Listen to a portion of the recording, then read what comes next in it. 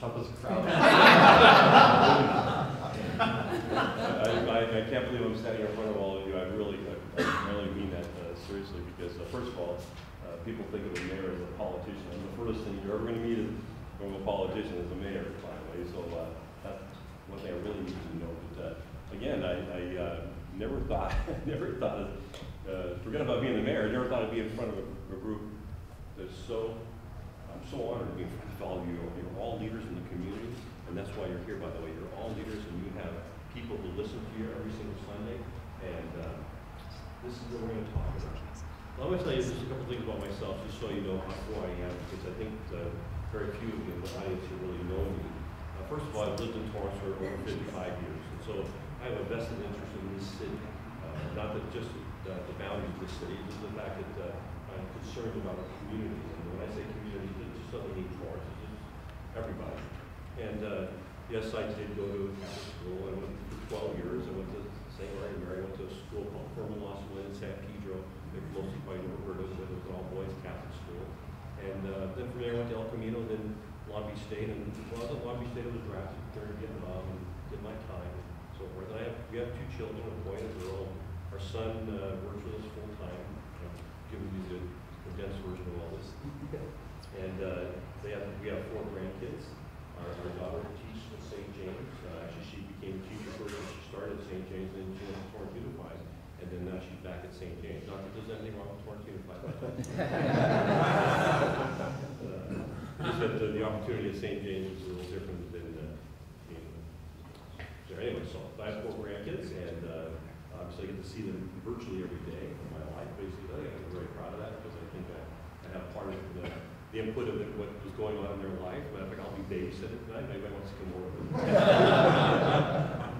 Anyway, so politics. About 1997, someone approached me and asked me to get involved in the city, and I've always wanted to be part of politics, but I just wasn't sure how I fit into that, because back in the 90s, I thought of politicians as crooks and scoundrels and everything like that. I'm sure most of you probably have that opinion about a lot of people, but I thought, maybe somebody like me that can fit into that kind of group and be above that problem. And I feel that I have been, by the way, and even though you might have read things that are different, that people are going to write anything they want, so that's okay. But in 1997, I became the Civil Service Commissioner. In 2000, I ran for City Council, and in 2006, I ran for Mayor, and here I am today. Now, in 2006, before that, the reason I decided to run for Mayor because I felt that the city of Torrance was going in the wrong direction, and so I made a very difficult decision for me and my family and everyone to be a part of that. So, enough of that.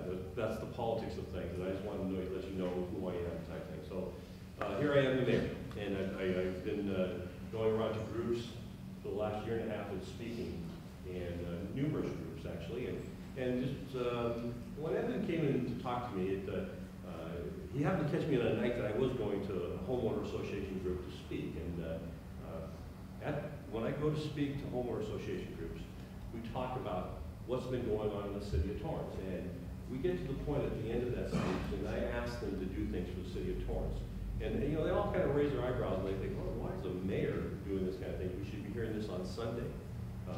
So I thought to myself, and when Evan came in and offered up the opportunity to speak to all of you, I thought this might be a great community event for all of us to participate in. Now, I recognize that all of you have a lot of things going on, all your pastors and churches and things like that, and we have a lot of different events.